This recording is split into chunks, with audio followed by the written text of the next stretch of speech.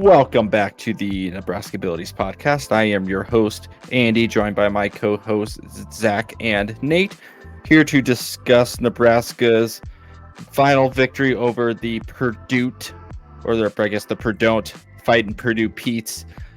Nebraska came out of Saturday's cold, chilly Big Ten West game with a 31-14 victory, and a victory that was about as Big Ten West ugly of a Nebraska football game that they could have played, and yet this team keeps finding ways to make mistakes and shoot itself in the foot and come back and still win football games, despite everything that they probably obviously shouldn't be doing. But at the same time, like I know we have talked about all year, is if Tony White doesn't get a $5 million bonus at the end of the season, something in the budget needs to be worked out for that, because, and I know we'll talk about it more in depth, Nebraska is not where they are right now, winning this game, being one game away from a bowl, being in contention for the Big Ten West without Tony White and this personnel and what he's been able to do with this defense this entire year. And Saturday just proved that yet again, that whatever Nebraska is doing on defense, what they're doing, what they're scheming, is it's just going beyond of what anybody expected coming into the season. And I mean, it's baffling to say that, because I know like we were all thinking, a 5-6 win season just on the schedule alone, when kind of in reality it's like we had no idea if Nebraska would even get to that, because the way that the first two games started off this year, it's like, you're looking at maybe another 3-win season.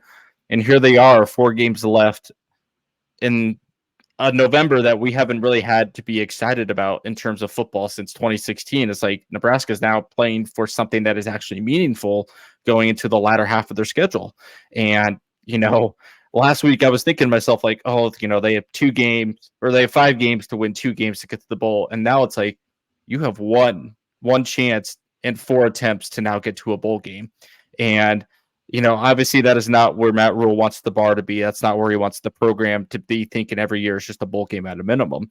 But when Nebraska hasn't been there as a program since 2016, I mean, just any sort of resilience of excellence like that is just like, it's just something that fans and myself, and I know us too, are just so ecstatic to talk about. And the fact that they're on the verge and they have a chance to do it this weekend against a Michigan State team that obviously has gone through a lot of turmoil, but they have not looked good in any of their games at all. I mean, and we'll talk about more of that in depth, but there's a lot of momentum and upward trajectory for this program, despite how awful the offense looks.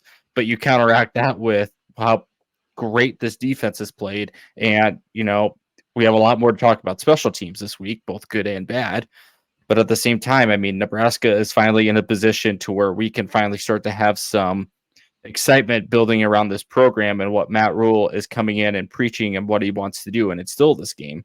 We're finally now starting to see that and just change in general. I mean, it's refreshing to see that like there's actual change that's unfolding in front of our eyes now of what Matt Rule has come in and promised and said that he would do.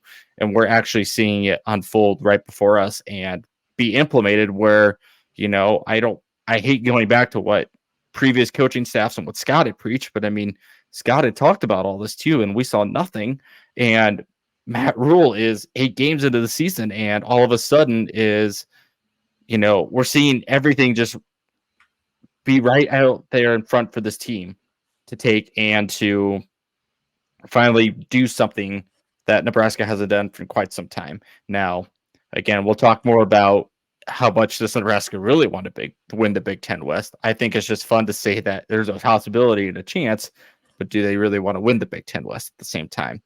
So with that, I think the tale of this game was there was the first 3 quarters of Nebraska momentum, and then there was a lot of the fourth quarter that we have to unpack and unravel that absolutely went sideways on the coaching staff, the players, and everything. And for a very brief moment in the back of my head, I was thinking there's like 10 minutes left and Purdue has already scored insanely quick and off of stupid mistakes. Like there's a very real chance that it could happen again. And all of a sudden you're looking at a 24-21 game with 5 or so minutes left. And Nebraska, wasn't really moving the ball that well. They had that one drive that took a quarter, pretty much 8 minutes, that they marched down the field and scored on the 1-yard touchdown to Fedoni.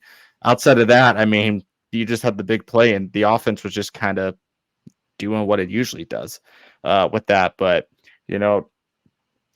again, what I've said before is Nebraska finally is starting to show just some resilience and some program changing development that we're seeing right before our eyes. And it's nice to go into a month of football now where we're not already looking ahead to next season. We're not looking ahead to, let's just get to the end of the season. Let's get, the transfer portal guys, recruits, just to get everybody in here. It's like you're actually looking at this roster now and thinking, all right, who's going to go out next game? Who is going to make those plays to get us this win and get us to win this game? So with that, Nate, your thoughts on sending Purdue Pete back home with a bag over his head? Back to hell from whence he came. No, it's an exciting time to be a Husker fan, which is something I don't know that I have personally felt in a very long time. Like you said, we're playing for something meaningful going into November and going towards the end of the season. And whether that's just a bowl game or whether that maybe is a Big Ten West title, like either way, like we have a reason to keep playing football and keep, seeing a team that's going out and competing and not looking forward to next year. And so that's, as a fan, that's awesome to see. It feels like this team as a whole is just going in the right direction, on the right trajectory at the very least, and that's exciting. That said, a lot of things to clean up, especially on that offensive side. But I think we've said this a couple times that we don't apologize for wins, and we especially don't apologize for wins when they come against the other Big Ten opponents, and we triply don't apologize for wins when they come against Big Ten West opponents. So Nebraska keeps putting themselves in position to win games, whether they, I don't know, no matter how much the offense might want to lose that game for them, they keep finding ways to get victory from the jaws of defeat there. And it's I don't know, they're doing everything right. Matt Rule's really coaching the guys up. It's especially on offense, it's been next man up, and we've seen guys step up. Like it hasn't been, blowing teams out. It's not, Malachi going for 200 yards on 12 catches or anything like that, but they're stepping up at times when they need to be there, and they're just doing their job and playing well. And so I don't think that happens under previous regimes, and it's encouraging to see that the coaching staff is really taking to heart that they want to turn things around and want to put in the work to get this team where it needs to be. So that's kind of my thoughts, quick and dirty there, on what I saw from Nebraska and Purdue. I'll pass it over to Zach on his early thoughts here. We keep saying it, and Nebraska keeps proving us at least correct in this regard, is that an ugly win is still a win, and that's 100% what this was. However, you look at the score, and I don't know, at least for me, I look at that score and just think, I bet the stats look really good for that game. No, they don't. I mean, they look nice to us because they're, we won. So I guess hindsight being 2020, that helps. But something that I was actually thinking about just in regards to our podcast, not even so much just the team itself, but it kind of ties together, is we started this because 2 years ago, Nebraska was all about, finding ways that they could start the first 3 quarters and be like, oh, they're going to win this game, and then find a way to lose it in the fourth quarter. And that's, where the name comes from, where it's like, oh, if it can happen, Nebraska will find a way to do it. It's a Nebraskability. And apparently Matt Rule took that to heart too, because he's like, we're changing that. We aren't doing that anymore. So, I mean, if he keeps on this trajectory, like, we're just going to have to change his name entirely because it won't make sense anymore. But that's neither here nor there. But yeah, ugly game, a win. And I think, as Andy said, I think as you both said, now that I think back, we're finally playing for something meaningful, which is a bowl game. And this weekend is by far, I'm not going to say it's our best chance, but I would say it probably is one of the best chances we have to do it. I mean, if we go out and play a really good game against the Sparties, we could be going bowling as of Saturday, which is incredible to think about because it's been a long time since we've been to a bowl game. So it's just really exciting, and I think the buzz around Husker Nation, for as bad as we've looked in certain cases, defense aside, defenses looked really good, but as bad as our offenses looked, the fact that we're sitting at 5-3, which also I still have the 5-7 prediction for the season, and I will put my hand up now and say I will be so happy if I'm wrong on that, because if we get to go to a bowl game, I know us alongside probably the rest of Husker Nation is going to be absolutely pumped. So yeah, it's really exciting to go into November with something meaningful to look forward to in our football team. And again, I think it speaks to, I think this game is another testament to just what Matt Rule, I think, preaches to the team, and that resiliency that the team seems to have, which is, we might make 4 fumbles, or we might, have 4 fumbles on the game, but go out and play the game, one snap at a time.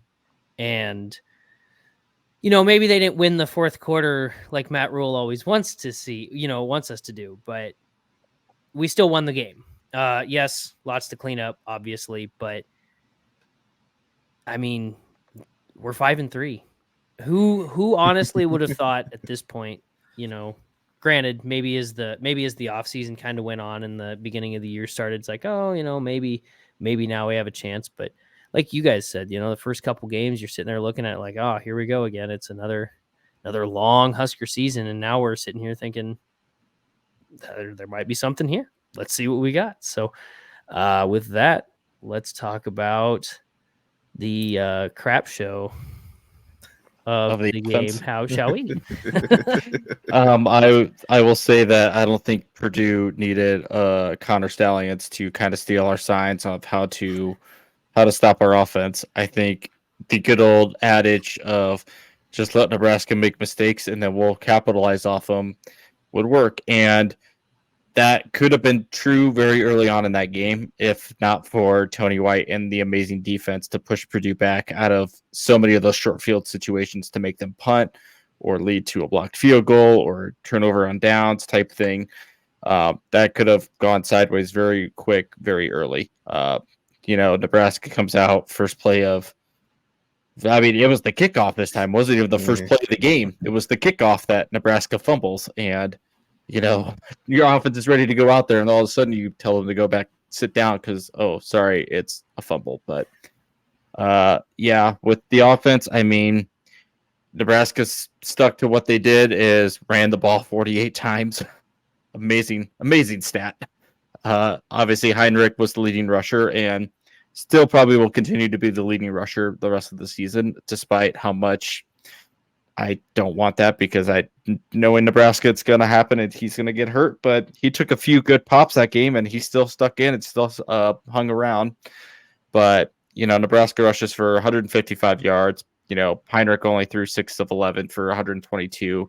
One of those being the Jalen Lloyd 73 fullback belly play action, wide open touchdown. I mean, could not have been more open. And I was at the game with Chris in the stands, and I mean, that was coming towards our end zone. And I mean, everybody in our end zone, the minute he started streaking downfield, everybody got up, was like cheering, like, he's open. And then the only thing that had to have happened was Heinrich just to make that pass. There was nothing else that needed to happen. You had the wide open guy. You had everybody, no one near 15 yards of him. All that came down to was, can Heinrich make this throw? Put it on the dime. Jalen Lloyd gets his first career touchdown as a Nebraska Cornhusker. And like I think Zach had mentioned, is another testament to guy like next man up, or it might have been you, Nate, that said that, but just our younger guys needing to step up and make those plays. And saw another one this week. It was Malachi last week, Jalen Lloyd this week. And some of the offensive contribution can be, I mean, you could attest that to playing 3 backup linemen at the same time this week. Still guys that had not started, that needed to step up. And again, it's tough to play backups when you're in the middle of a Big Ten gauntlet schedule where, again, Purdue is not the best team record-wise, but I mean, they're still an experienced Big Ten line at the same time. And I mean, they had their way with our line this way. I think their edge rushers are probably better than what I expected them to be. I knew they were good, but I think they were a little bit better that game than I expected them to be. Nebraska only averaged about 3 yards a carry, so it's not like, we blew them out of the water rushing the ball. I mean, we just were not as effective running the ball, and, Nebraska needed to make the big plays when they did, and they did. Like I had mentioned, that solid 7-8 minute drive where they started, I think they started at like their own 15 or 20 yard line, and we drove down the field that time, scored a 1-yard touchdown.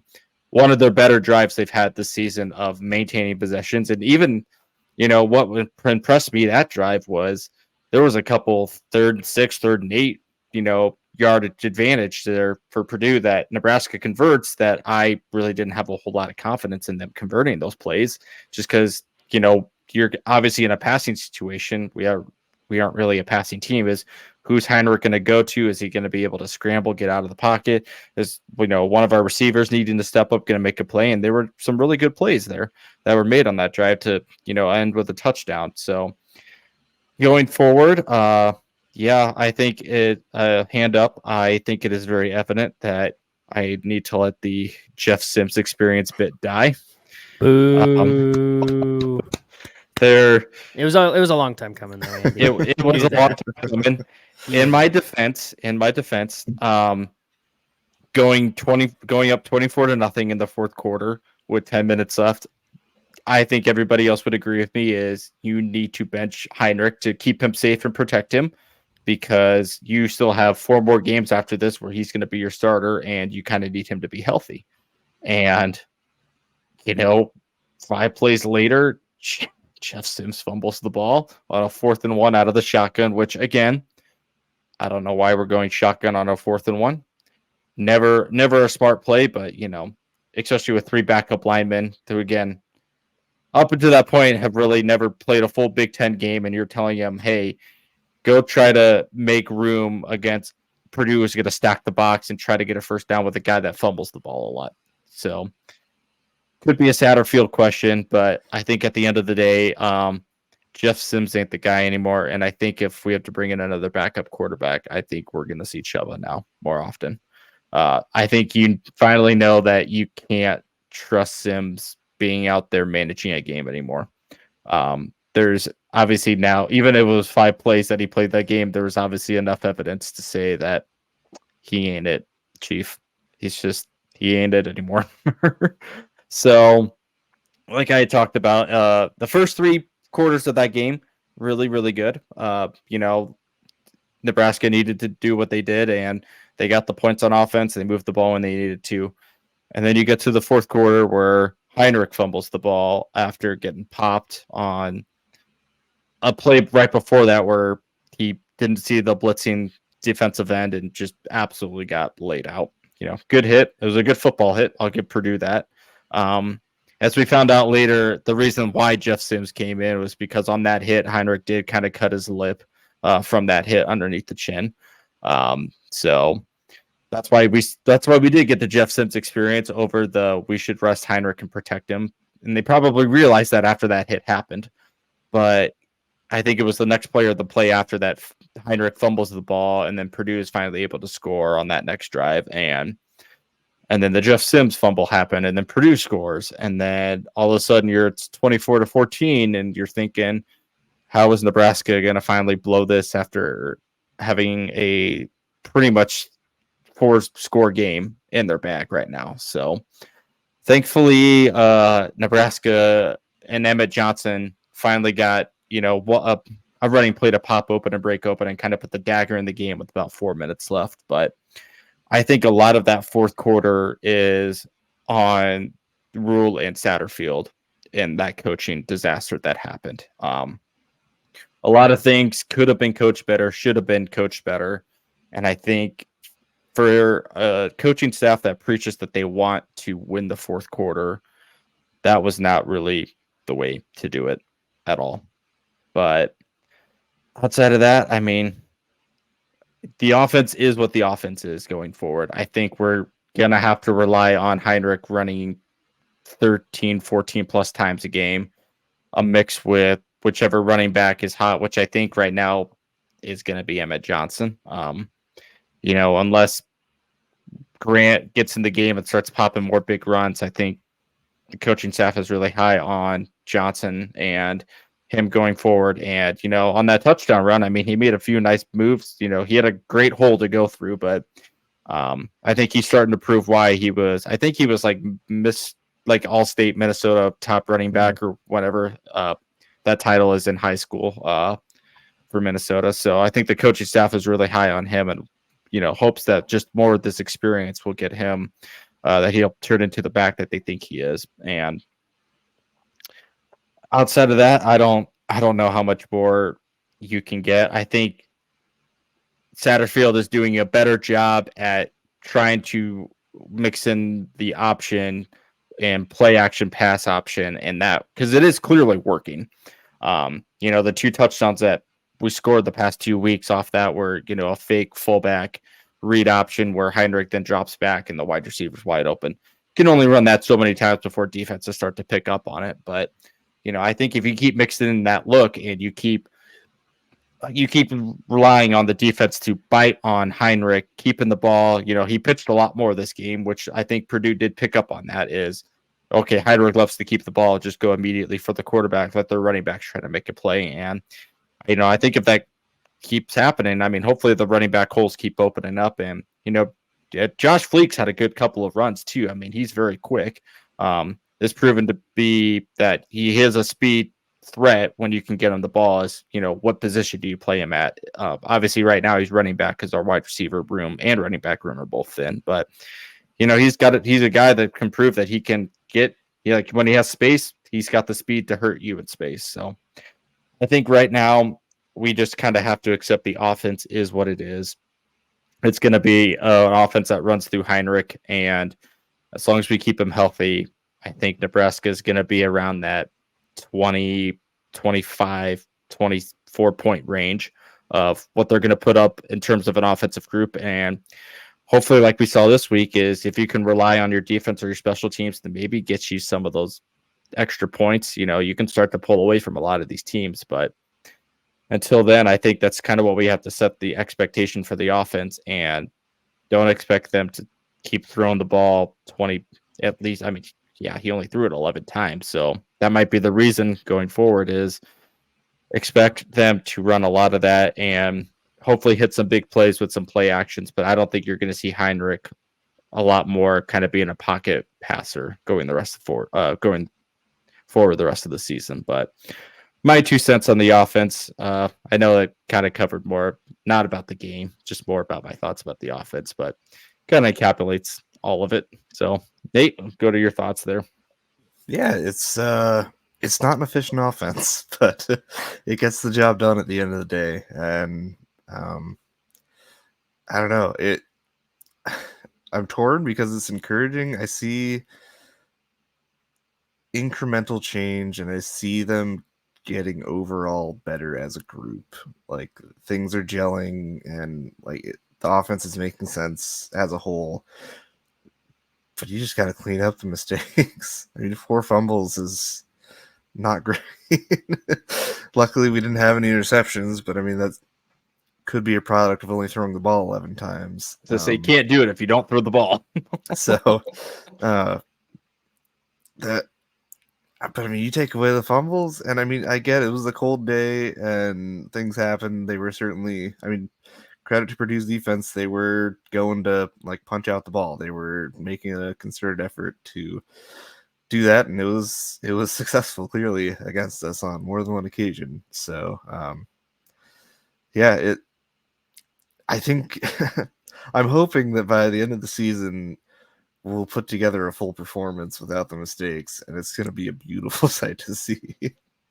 That's what I'm hoping for. We'll see if that actually comes to fruition. But like they have the potential. It's there. You can see things are clicking, and when they click, it looks really good. You have like the belly option is apparently unstoppable right now.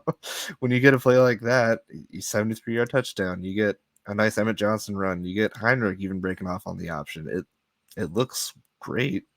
And then they follow it up with just something incredibly dumb. And that's just needs to be cleaned up. And I'm sure the coaching staff is on it, and I'm sure they're trying to do as much as they can. But I mean, at some point, it comes down to the guys playing the game that we've had fumbling issues all season, and you can only, as a coach, say, hey, don't fumble so many times. I don't know how else you drill that into your head besides just outright benching them, which I don't know that we necessarily have the luxury of doing at this point with kind of the setup we have with our team. So kind of a difficult situation there, but I see it coming together. Like I said, it's incremental. It's slow. It's not going to be this night and day jump, but I see it working. I see the direction they're going. Again, Heinrich, not the best overall quarterback, but he still is putting us in position to win games and clean up the fumbles. We're talking a lot different. Like, if he doesn't have those 2 fumbles, we probably put a couple more scores on the board, at least one more score, I'd say. And we're having a different conversation about, I don't know if this offense is ready for anything yet. And I don't know. You already alluded to it, Andy, and you already said your piece on it, but I think the Jeff Sims experience is gone to the wayside. RIP to the Jeff Sims Amigos deal. I think they threw that on the ground as well, but I never actually got it when it was ever introduced. I was skeptical, and that probably should have been my answer. But I mean, he had his opportunity, and I will give him a little, I don't know, leeway just because you're sitting on the sideline. It's cold. You're sitting on the sideline for 3.5 quarters, not necessarily being prepped to go in a game. And then Heinrich fumbles, and they're like, well, you're up next. And he should be ready. I will not take anything away from that. You should be ready to go in at a minute's notice, because things happen in football, but the conditions are probably not necessarily in his favor, so I'll give him that. But yeah, the one time you get in, if you get one shot, one opportunity, don't be Jeff Sims, I guess. Be Eminem. Yeah. But yeah, it's going to come together. I have faith in it. It's going to take some time, but again, we're playing a lot of guys that weren't necessarily starters, so it's going to probably take even a little longer for everything to click into place, but just, I don't know, clean it up. It's it's the same recurring issues that we've seen all season, but they're doing enough. They're still scoring, which is good. It's just, it could be a much better product, and I think we all kind of know that and are hoping for that. So I think that's kind of where I'm at with the offense, where it's getting there. Yeah, I'll pass it on to you, Zach. If I had to pick a word to describe the offense, I like my word associations. So for me, if I had to pick one word, it's going to be oof. Just plain and simple. Yeah, like you guys said, Jeff Sims' experience is the I think we've learned from that. It's no bueno. And it's crazy because I know we were all talking as the game was going on, and we even asked, like, this, this is to defend Andy a bit here, I suppose. We all even said it, like, we were up, I think 24-0. And it was far enough in the game where it's like, not necessarily that we thought we had the game in the bag, but it's like, if there was ever a time to try and bring Jeff Sims back into the fold for any reason, that felt like the time because the offense absolutely. was at least humming, I guess, if you will, to a point where, a new quarterback wasn't necessarily going to completely, well, so we thought, wasn't going to completely dictate how the game would, go from the rest of that spot. Obviously, knowing what we know now, probably, I mean, granted, again, Sims had to come in, but even then, it's like we even were all saying, like, this might be the perfect time to try him out if you're going to. Obviously, we're not on the sidelines, we're not coaching, so we were essentially just throwing the idea into the ether, but I guess it made its way through.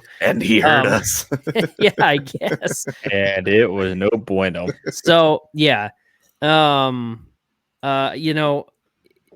guys have pretty much touched on everything from the game itself.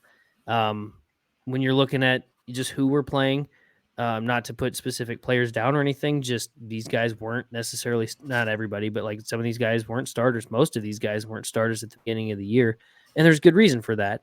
But they're now playing, now they're starting. So, I mean, it's a whole new thing to them. I don't want to say new, but it's a whole different thing for them too. They're starting this. This is an offense that's still trying to come together to be as good as they can. And there's bumps in the road. Like there's no other way to put it. Now bumps in the road and 4 fumbles, you kind of hope that's something that you have at the beginning of the year that you clean up. But again, with how much shifting we've had on offense, I don't want to say expected because I know Rule absolutely hates it. You can just tell every time it happens, it's just eating away at him because he's very much a fundamentals guy and very much a guy that's like, take care of the ball. Especially when you look at the history of just this year, even when losing the ball was probably the reason that we lost our first game against Minnesota. I mean, there's just some explainable things that he, obviously he doesn't dwell on the past, but he still remembers these things. So I don't know. But yeah, like you said, Nate, you do see glimpses and points where it's starting to come together. It's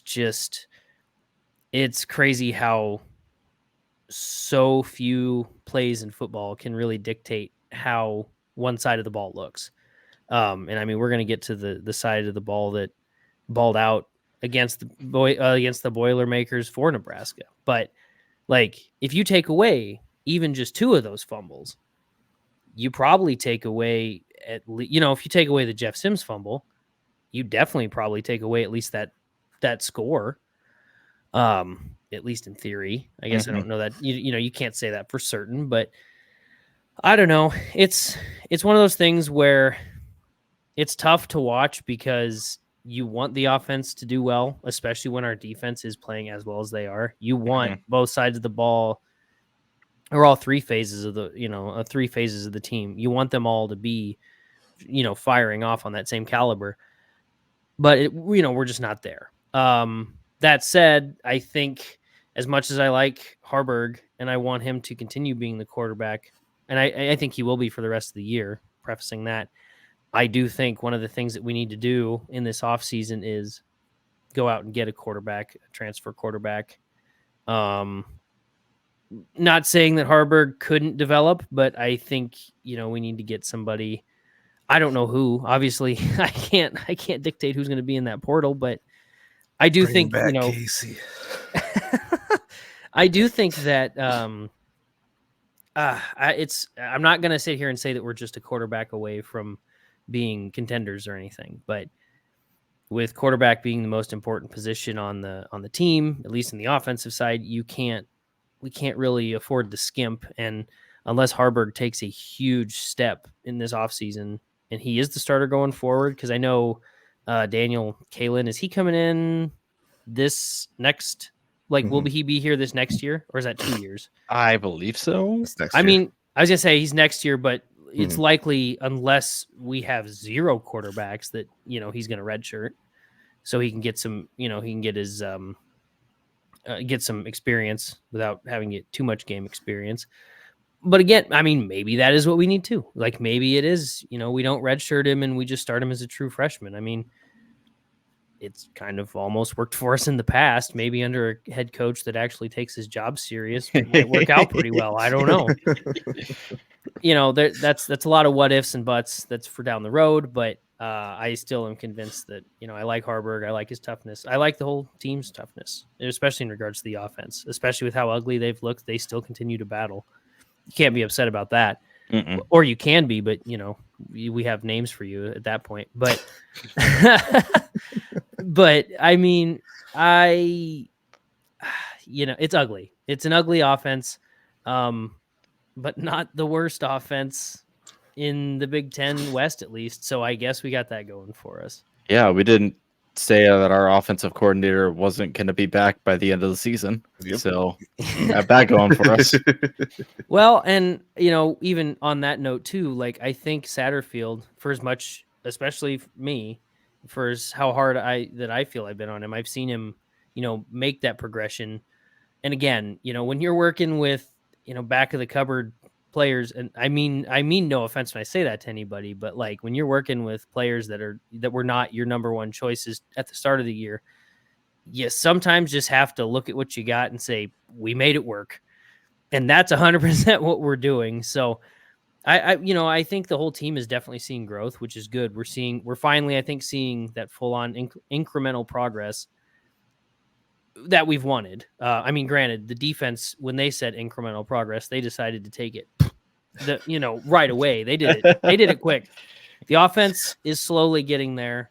And 4 fumbles, I'm going to keep harping on that. The 4 fumbles thing, that sucks, but those are just dumb mistakes that can be corrected. And I think the best part and worst part, I think, is that we're actually going to finally see a competent offense come together when we play Iowa, which I'm fine with, but it's also like, wow, we got it all the way to the end of the year. And now is when we successfully put together the game we wanted to see all year. But hopefully by that time we are going bowling. So it's like, hey, we know what to do now. Let's do that in our bowl game. So, I think this whole year, the rest of this year is just going to be, I think we're going to be harping on the offense. And I think they're the ones that give us the most to talk about, because if we transition to the other side of the ball, which I figure, unless you guys got any last minute thoughts, I'm going to pass it to Andy to start us on defense. Yeah. Which is probably going to be a much shorter conversation. Shorter conversation, some mind-blowing stats that I think we have not seen in quite some time here. What I also forgot to mention at the top of the podcast was Nebraska's first 3-game winning streak since 2016. Yes. Let's go. Huge. And I think I saw that stat Saturday. That's the first time Nebraska has gone undefeated in the month of October since 2001. Mhm. The confidence that's got to be building in the players, and I think you can tell. Yep. Absolutely. So many firsts just happened on a win Saturday. I mean, it's amazing just to say, like, that's the first time they've won 3 games in 7 years. I mean,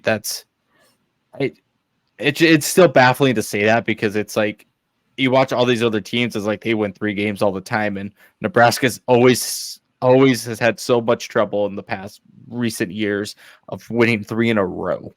And to do it not even with non-conference opponents, to do it against conference opponents that you have not beaten in so long, to do it against 3 conference opponents in a row, again, say what you want about the Big Ten West being what it is this year and what it has been. I love it. I'm going to miss it still. But, you play who you play on the schedule, whether they're good or bad at that time. I mean, it's just what it is. And you go out there and you still play who you play to win the game. And the defense, I mean, has just been lights out.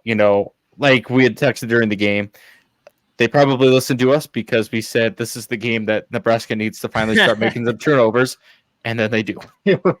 And they've done it without having to steal signs. Correct. Well, sorry. Let me rephrase we that. don't know yet. Without having to have a probe into our team about stealing.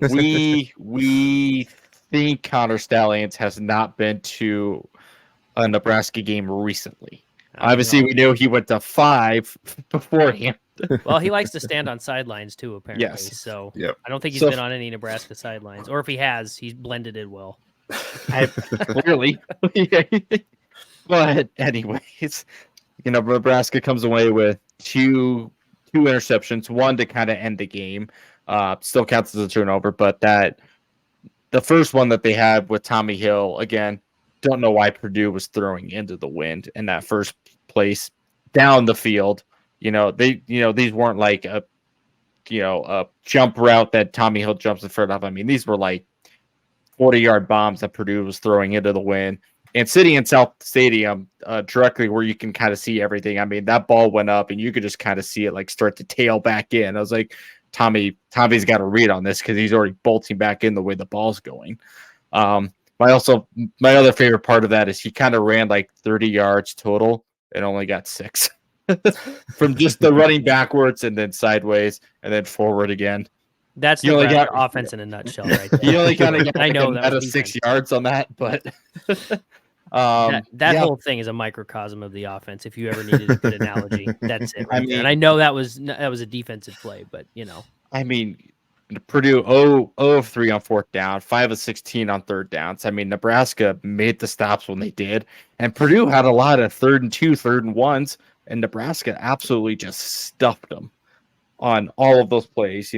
Their open field tackling continues to be just phenomenal compared to what it has. Didn't have it. I think they only had a couple sacks, so obviously not the 8, and they didn't really have too many big pressure issues. Like we had talked about before, Hudson Carr was a better mobile quarterback, and he definitely had better pocket presence and mobility in the pocket, which kind of kept a lot of their drives and their pass plays alive. So that was just more of Nebraska faced probably a better mobile quarterback in the pocket than they did against Northwestern, which is why they didn't get too many sacks. But, Nebraska, like you said, Zach, not much to talk about. They made the plays that they had to play and needed to make, and they stuffed Purdue, got them off the field, and just kind of limited their entire offense. I mean, you hold a team to under 100 rushing yards and passing yards total. I mean, they had 99 passing yards and 96 rushing yards total. I mean, I don't remember the last time Nebraska has ever held a team to under 100 yards in both those categories on defense. I mean, that is just what Tony White has been able to do to flip this defense and get these players to believe and do what they need to do is nothing short of amazing. And like we had talked about before, we were kind of skeptical of what the 3-3-5 defense was going to be, what the defensive line was going to be. And like you had said, Zach, like immediately the change from game 1 skyrocketed. I mean, this defense has just been, it's been what everything more than what we were advertised at the beginning of the season. And I know Max Olson had written an article for The Athletic earlier, and I just kind of want to read a little snippet of what Nebraska has been able to do kind of over the past month here. So there's kind of like a paragraph here of, quote, Nebraska's stop rate during its current 3-game win streak is 87.2%. That's good for 4th best in the FBS and second among all Power 5 defenses behind Michigan in the month of October. Over the past month, this defense has surrendered a total of 22 points over 39 drives and ranked among the top 10 nationally in yards per play, giving up about 4 yards per play. Their rush defense is giving up about 66 yards per play. First downs allowed, which is about 12 per game. And their 3-and-out rate is 46%. During this 3-game win streak, the Huskers haven't allowed a touchdown on 6 trips into the red zone. So summed up, that's pretty good. I mean, you're comparing Nebraska's defense to the number 2, number 3 team in the nation right now in Michigan. I mean, when you're being compared to that and you're a 5-3 program right now, I mean, Nebraska's defense has just balled out the entire month of October of what they have played. I mean, just a lot of those numbers are just phenomenal. I mean, 22 total points the entire month of October they have given up. That's a mind-blowing stat considering Nebraska just put 31 up in a game. Created one of those as a special teams touchdown, but either way, they still put up 31 points against Purdue, and they are allowing 22 points total over the entire month of October. So just what Tony White has been able to do with this defense, going forward. Like I said, I hope they give him a $5 million raise in the offseason because he deserves it right now and everything that he's done. But outside of that, not much more to talk about the defense other that, the black shirts are back. I firmly believe that we could say that confidently now and not kind of like as a joking, like, oh, are they going to get them taken away this week? Like, I don't think they're getting taken away the rest of the year. But yeah, Nate, your thoughts there? Gosh, I don't know if I can follow that up. I mean, top 2 in the nation defense for the month of October. Like that's good. Yeah, like you said, we held them under 100 yards passing, under 100 yards rushing. Shout out to my boy Bennett Meredith for his 1 completion for -1 yard to bring them down to 99 yards passing.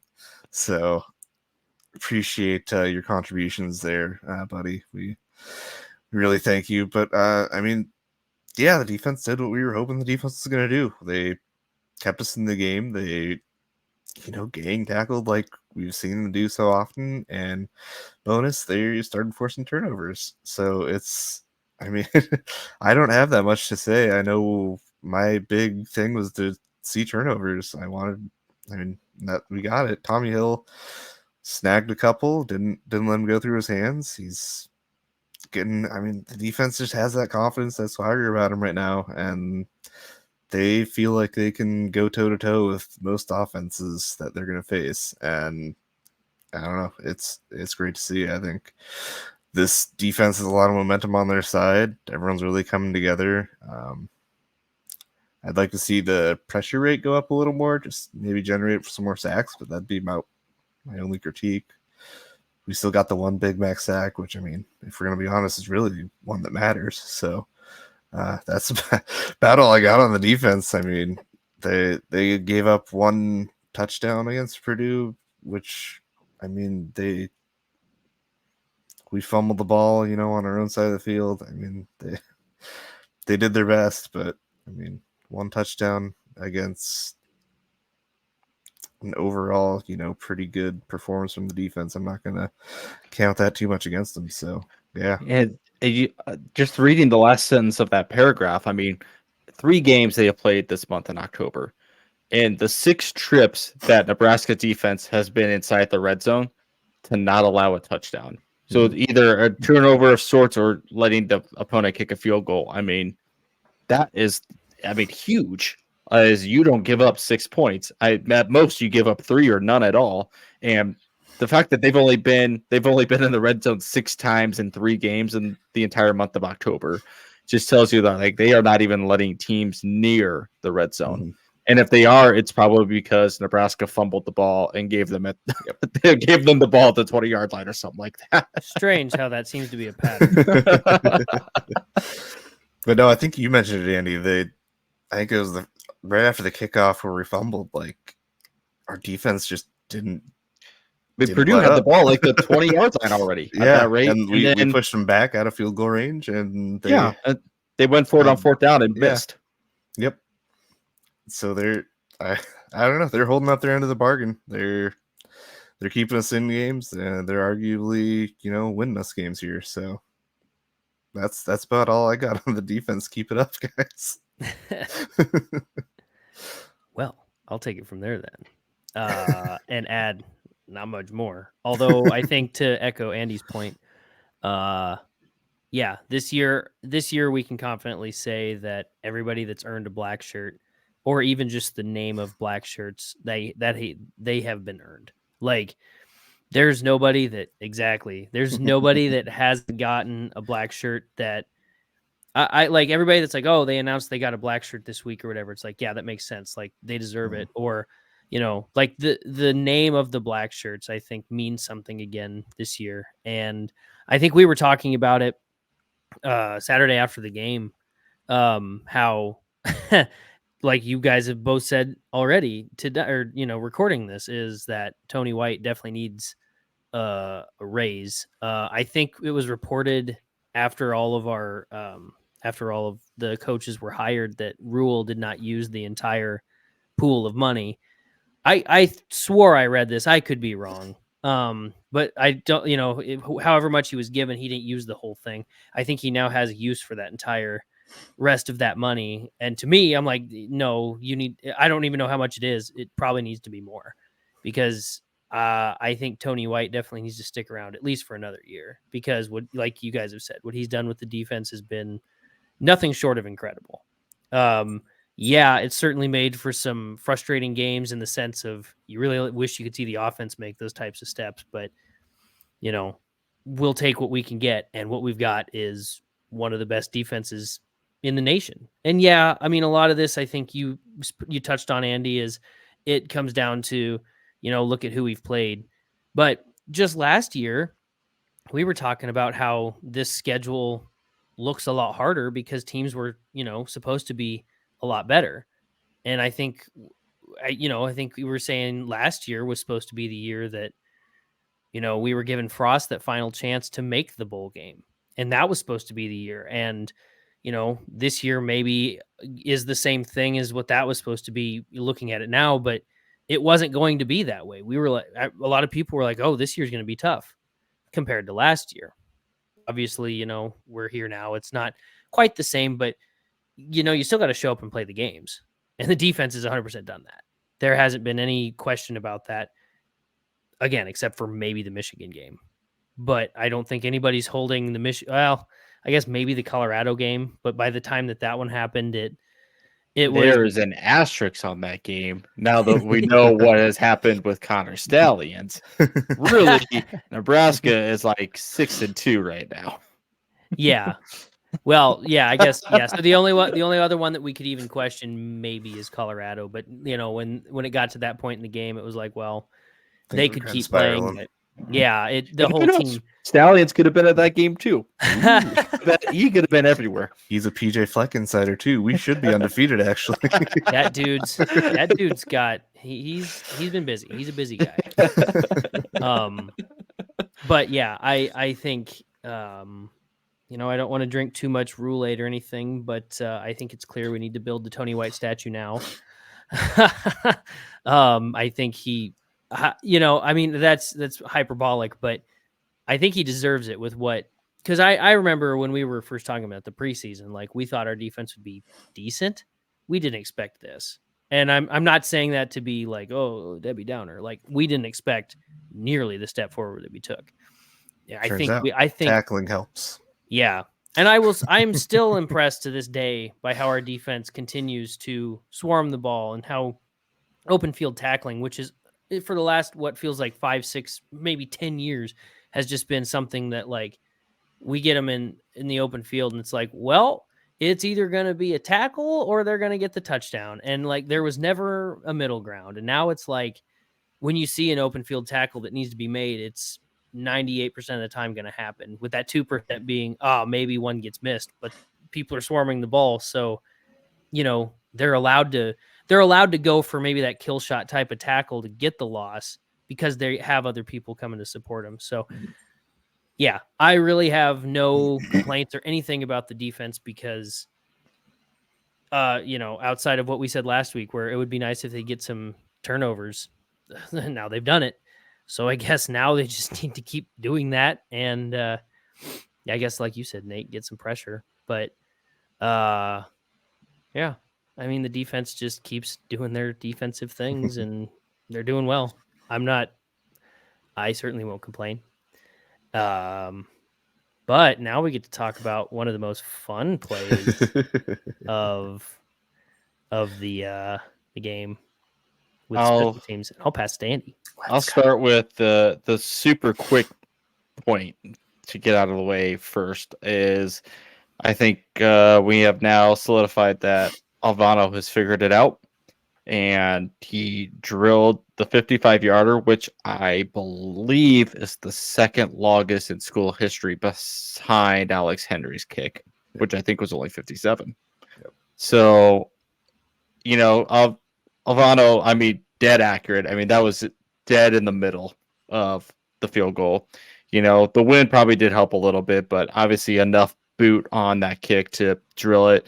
He's probably going to need to help us win a few of these games down the stretch.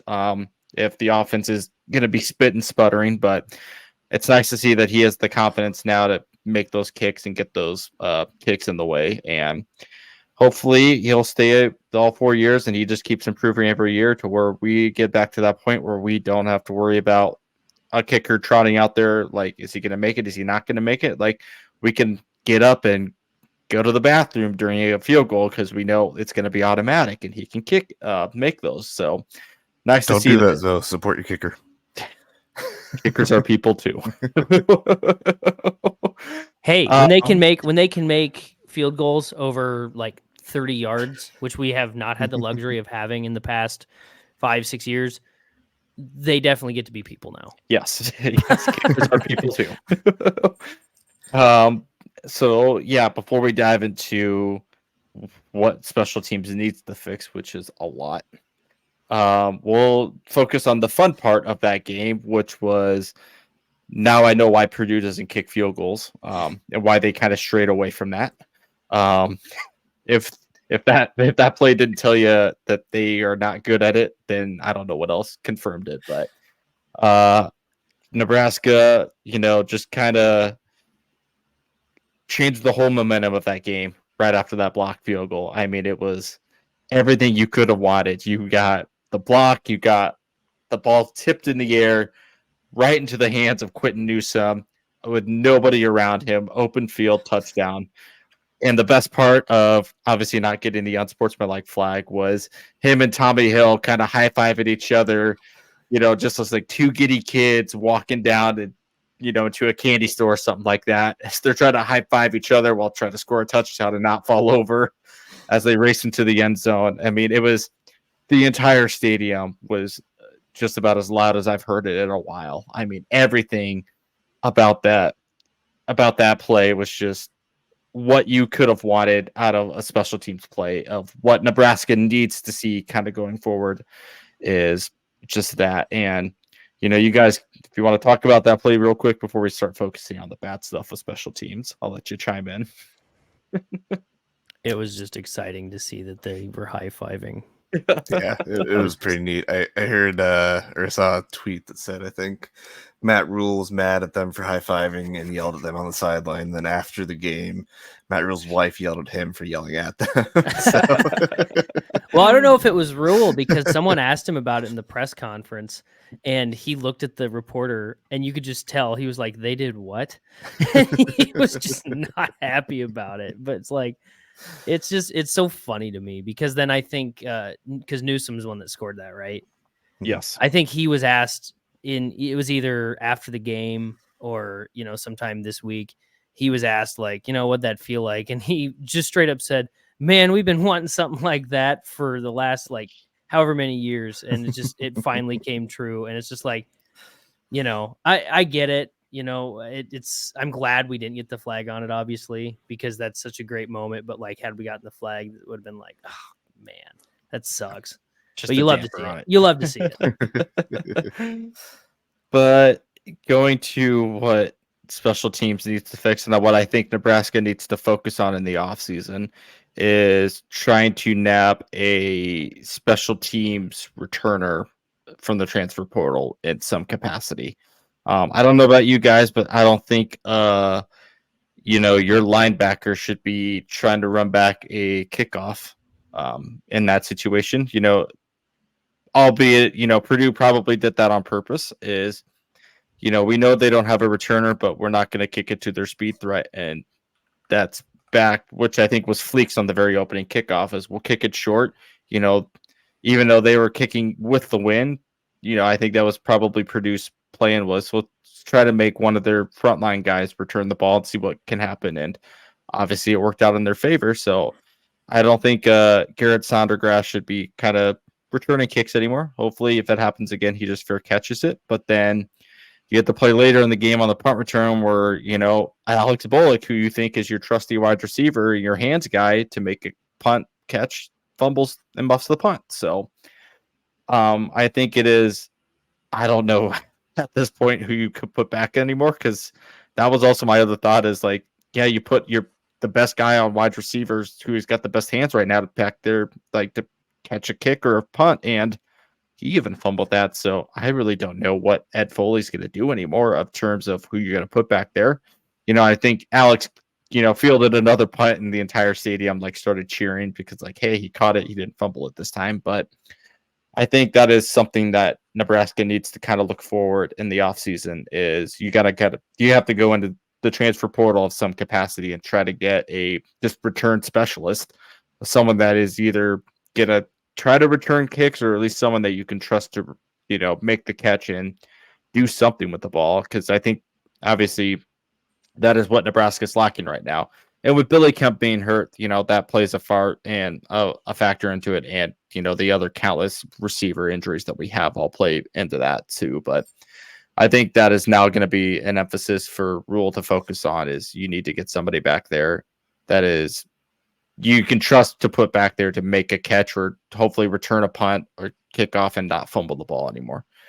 But, and then I guess there wasn't really anything punting wise. Bashini just had another Bashini game, had some good punts, had some okay punts, but nothing glaringly bad that I saw from him either. So know your guys' thoughts. Obviously, those fumbles play into Nebraska just needing to be better and take care of the ball as well. But yeah, that's about all I have for that is just take care of the ball. And then hopefully we find somebody that's, even if we don't return another kick the rest of the year, if we don't fumble the ball on a kickoff or punt, I'll be okay with that. Yeah, that's about where I'm at. Take care of the ball. I mean, it's tough with like you said, it's tough with Billy Kemp being injured, Marcus Washington getting injured, like we're on our third, fourth string kick return specialist. So just kind of got to do what you got to do. But again, if you're in that situation, you gotta take care of the ball. So little things there. Yeah. Otherwise, just I don't know, I'd like to see a little more consistency at Abashini, but again, he didn't do anything glaringly bad, so I'm not going to harp too much there. But yeah, otherwise. Next, Adam Vinatieri named Tristan Alano. Anyone? Fine. I'll be the guy that'll say it then. I'll just say I think it was weather that affected it. I mean, granted, you have to play through it, especially as we get into November. But, it was the first real cold game of the year. I think there was a lot of that. And that kind of goes with the fumbles, too. Like, as they practice and as they get used to it, hopefully it, hardens them a bit and they're able to kind of get through those speed bumps again. But special teams is special teams. This is probably going to be the longest. I hate to be this guy, but I mean, this is probably going to be the longest we get to talk about them because special teams plays just really don't happen. When they do, they're very exciting, obviously as referenced by the high five, but yep. I mean, I don't foresee us getting. Granted, if we get a blocked kick every game now because I said that, I'll take it. I will absolutely take it. But I don't foresee that happening too much, just because special teams plays are very, very rare to see stuff like that happen. But no, I don't have anything else to add, so I figure we can move on to this week's opponent. Sparty of Michigan State. So this Saturday, 11 a.m. kickoff. I think this is Michigan's technically their senior night because I think their next home game is that neutral field against Penn State at Ford Field. So I think this is their last home game at home, even though I think the Penn State game is a home game for them too, but it's a neutral site.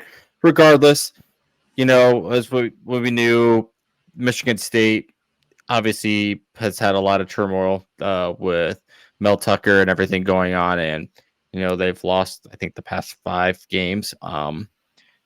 They're 3 out of those 5 games they've given up over 100 yards to one running back or one rusher at least. So I think that bodes well for Nebraska going into this game. Is they're not a great rushing defense or definition of trap game.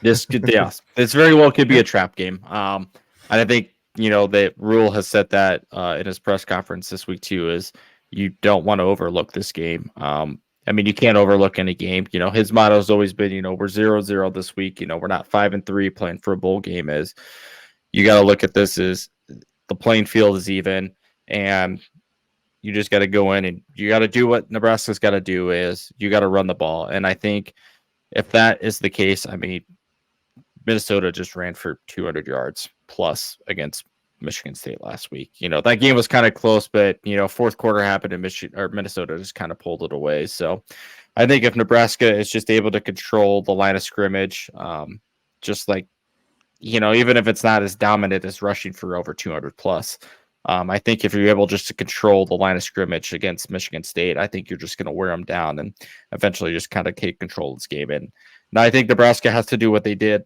against kind of Purdue is, even if you don't come out hot early, I think you have to get some sort of early momentum and just don't let Michigan State get any sort of momentum at home.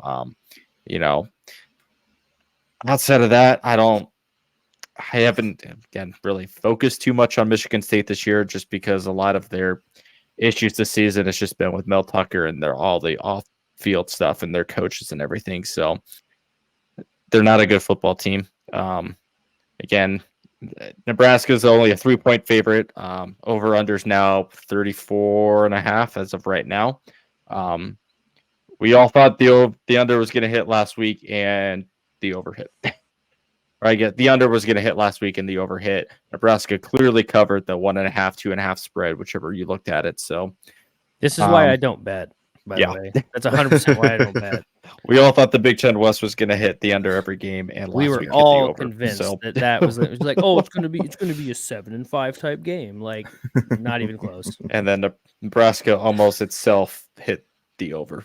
The over that game was 39. And, they were only a touchdown and an extra point away, or 2-point conversion away from hitting the over themselves. So it's that elite offense. Yep. That's what the kids are saying. That's Those are words. I believe that's correct. But yeah, I mean, there's keys to the game. I think obviously Nebraska just does what they do on defense. If Nebraska, like we talked about, is just to take away 2 fumbles, obviously limit turnovers themselves. But if you have a fumble or 2 a game, I think your defense is competent enough to keep you in the games to where those mistakes are obviously not come back to haunt us too much yet. But we can't be going out doing 4 fumbles a game and still expect to win these games and win despite losing the turnover battle every single game, it seems like. But yeah, if Nebraska is able to keep Heinrich healthy, just run the ball, make Michigan State kind of stop you, which they haven't been able to do recently against teams. And I think Nebraska has a good chance to be bowling after this weekend. But pass it to you two before we get into our predictions for the game. Yeah, I would say overall, I think we are a more talented, I hesitantly say that, talented team than Michigan State. I think we have, just looking at it, their 2 wins are against Central Michigan and Richmond, so FCS team and MAC team. Everywhere else has been a loss. They did play Washington, not close game, and Michigan, a not close game.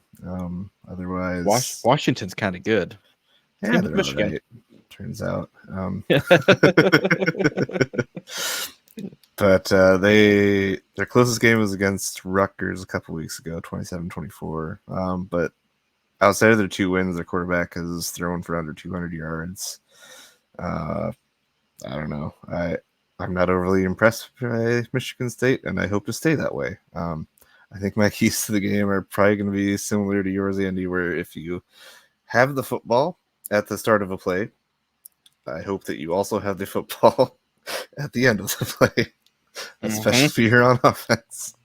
So that's going to be my key to the game to winning that one. I think defense is going to have a good shot. I think Michigan State's offense has struggled a bit this year, just kind of looking stats wise. They've had a rough go of things. I think their defense, I've heard it's been a little, or at least their stronger suit. I don't think they're quite as robust. Well, bodes well is they're averaging about 126 rushing yards light up a game, and they're giving up about 234 passing yards. Now, granted, we won't be passing the ball probably that much, but they don't have that good of a run defense compared to Nebraska, who's only giving up 79 yards rushing a game. So, yeah, if you're just able to run the ball, it's obviously shown the past couple of opponents they've played that they can't. If you can just consistently run it down their throat, that they're going to get worn down, and eventually Nebraska's going to be able to pop open some of those big runs that we are hoping to see instead of just the big fullback belly play action plays, which still would love to see that if it keeps happening. Yeah, my only trepidations, I guess, are that it is on the road. It's not a home game, so we're not going to have. We'll see what the crowd actually ends up looking like there. But it is not a home game, so we are traveling. It's going to look like Christmas. A strike against us, but it's going to look nice and gray to me. But it's going to be another chilly game. I think we're looking at highs in the 40s there in Lansing, and maybe a stray shower towards the end of it. So yeah, it's like 10 degrees warmer than last week. Yeah, it's like a heat wave. Good, meaning no more odd fumbles because of weather. I'll just say it now. Will it into existence? But yeah, that's right. Those are my thoughts on the game. I think everything's lining up to be in our favor. We just got to take it one game at a time and show out. I'm gonna agree. I don't have much else. I'm gonna say lean on the defense. I think the defense is gonna have another good day. I think the offense, I don't know. I think they'll have a bounce back type game. Now, I am curious because the pattern so far has been the first offensive drive against Northwestern, we got a fumble, and then it went back and it was the kickoff. So are they going to go out to do the coin toss and then be like, Nebraska wins the coin toss and they fumbled it? So it starts with it starts with Michigan State. Is that a thing? I'm sure Nebraska won the coin toss and elected to kick it. Nebraska won the coin toss and elected to can't possibly lose the fumble on a kickoff, right? And then they called it that it was a fumble there. So you look for patterns in football, and that to me is the big pattern that's sticking out. Somehow we're going to find a pregame fumble, and then that's where it's going to start. But no, for real, I say lean on the defense. They had a stellar game against Purdue. Keep that momentum going and let your defense, maybe not let them, do the work, but lean on the defense and let them, wear down their offense. And then for the offensive side of the ball, take care of the ball, obviously, and don't try to play too smart, I guess. The thing is like, I think even when Mel Tucker at the beginning of the year was still the coach, as they were going into the year, I think a lot of people were saying Michigan State was still kind of in a rebuilding year. So, but Mel Tucker was always able to get his teams to play really well.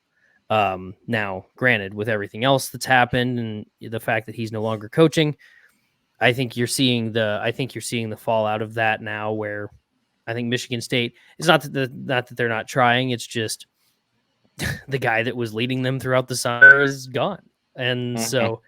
It's a lot of change and it's a lot. And I guess to your point, Nate, I haven't been overly impressed with them, but it's been a tough year for them. So this is a game on paper that Nebraska, I think, should be able to pull out the win. But that's why we play the games. They need to go and play it. And like I continue to say it, one play at a time. Don't overthink things. Keys to, my key. So yeah, lean on defense, take care of the ball, and just play the game. I think we're finally getting to a point where we're seeing the team just play the game. Maybe a little loose with the ball on the ground a bunch, but I suppose, if it's working for them, I'm not going to question it, but it is a little nerve wracking every time you see the ball weeble out of their hands. So, I think this is a game that Nebraska certainly won't overlook, but I think this is one that if they play the game that they've been able to play the last 3 weeks, I think they'll be fine as long as they don't as long as they don't trap game themselves, I guess. But sometimes the college football gods don't choose that, or they don't let us choose that. So let's move on into our predictions. And if you guys are ready, you can go. Otherwise, I've got mine locked and loaded. So you can go first then. All right. I like falling on the sword, apparently. Even though our offense scored Well, sorry, they didn't alone score, but even though our team scored 31 points, I'm not convinced that our offense is going to be totally there, but I do think we're going to have at least a couple good scores that get us up there. And I do think Michigan State's going to maybe get like a touchdown, maybe in garbage time or something, which is why this score is a little closer than I like. I think it's one of those that's like, oh, like the score is only closer because of, last minute stuff. Them just trying to come back, even though the game might be out of reach. I'm going to say 24-14 Nebraska. Yeah, Nate, you got yours? Yeah, I think so. I think over under of 34.5 is quite interesting. Line of us by 3. I think, I'm gonna smash the over there, and I'm going Nebraska 28, Michigan State 10. I think we're gonna score some touchdowns and probably fumble the ball once to give them at least one touchdown. I think we're all going to be kind of in the similar range, but I'll go 27-13. Think we score a couple. I think Alvano has a couple more chances to get us a couple more confidence kicks and get some of those field goals to go through, but yeah, I think offense puts up a couple, and I think the rest is on Alfano. So I think with that, Zach, we don't want to do an award here. Of course, we want to do an award, but unfortunately, I think this one's going to be an easy one. I believe quarter coaching, because that's what I'm going with. Oh, okay. Well, no, mine was going to be Jeff Sims. Yeah. No, it'll be Jeff Sims. I think. Sorry, Mr. Sims. I believe you're getting fired into the sun this week. I think that's a very consensus award. He's got a permanent place on the sun.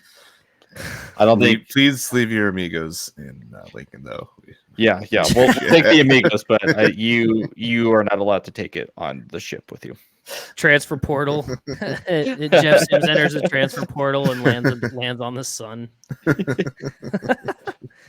Yeah. I mean, is anybody wanting to disagree with that? I don't dislike the fourth quarter coaching, but no, okay. Part of that is Jeff Sims. So okay, well then there we go. All right. Well then, of course, we've got our other favorite thing now, which is the trivia. So last week's trivia question, going into the Purdue week, was current win-loss record. This is key here between Purdue and Nebraska. Now, the bonus with that was also who's winning that series. Now, I'm going to go backwards here and say the bonus is Purdue. Well, technically now it's tied, but at the time of recording, it was Purdue was winning that series. Now, the main question, we once again had 2 people submit answers. So we're forever, I feel like, going up. Numbers are going up. I love it. Trivia is great. Yeah. This week it was between Chris, our consistent answer person, and then Joel. So this is where it gets a little funny, because as the question is typed, it says the current win-loss record between Purdue and Nebraska. So meaning, what is Purdue's record, and then what is Nebraska's record? The answer that Chris put was 5-6, and the answer that Joel put was 6-5. Technically speaking, Joel wins that. Chris's answer is not wrong. Chris's if you look answer at is it from not the Nebraska correct. Yep.